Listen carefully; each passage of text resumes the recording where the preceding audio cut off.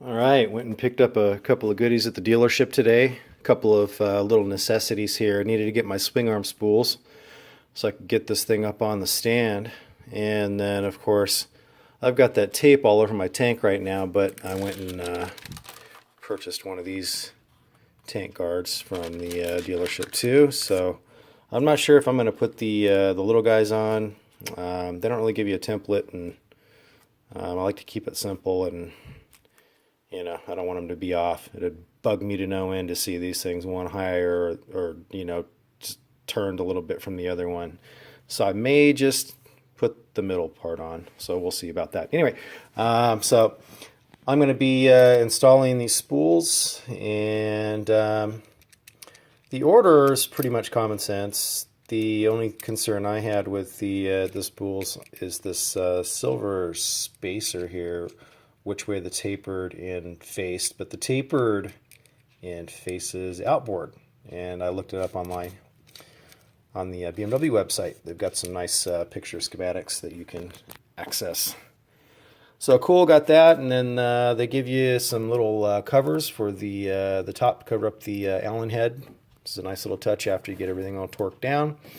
They don't give you torque specs, so I'm going to go with 75 inch-pounds. It's not much, but I tested the bolts with a magnet. They're actually aluminum, so you're going aluminum into aluminum, so it's soft metals either way, so use a little Loctite.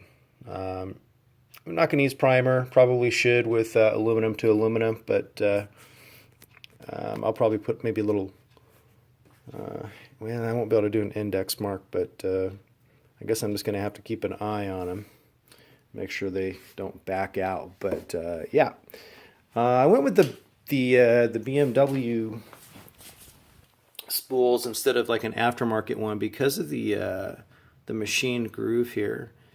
I mean, you could use washers and probably buy an aftermarket spool, but I didn't really want to do that. With the amount of money you're spending on these things, you may as well just get something that's machined right for it and have it look really nice.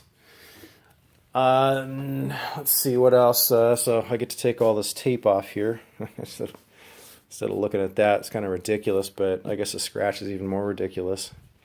I kind of wish that they would have, just for the amount of money that you spend on these bikes, this one in particular, I wish they would have just given you the spools and a tank guard. A lot of the companies are doing that, but I understand they've got to make their money. It's not cheap accessorizing, but ask the guys that ride the cruisers. They'll tell you all about it. So I'm going to be getting to that. All right, I'm going to go ahead and get the Loctite on the threads, and then set up the torque wrench and get these spools on. Okay, I don't like to go nuts with Loctite. I'm using a blue semi-permanent, so you can get these things back off if you want to. That's about all the more I'm going to use.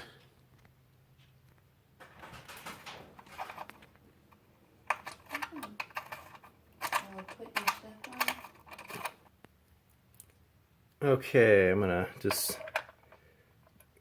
go ahead and set this up here. We've got the tapered spacer outboard, and I'm gonna go ahead and set the torque on this at 75 inch-pounds, not foot-pounds. There it is. Okay, done. Okay, there we go. On and torques down. Sorry. All set. So I think what I'm going to do, I'm not going to put the covers on yet. I'm going to index mark the bolts and just see if they move at all. That might tell me two things. One, I need to use primer with the Loctite, or two, that I need to maybe use a tighter torque spec, but I think I should be fine. I think you need major torque on on something like that. But anyway, this I'm going to hold off on. I want to spend a little bit more time. I got to center it up. I got to remove all that tape and all that good stuff. So anyway, that was about 5 minutes worth of I don't know what there, but just go ahead and I guess at this point think about some other things that I'm going to need to be doing. But for now, that's it.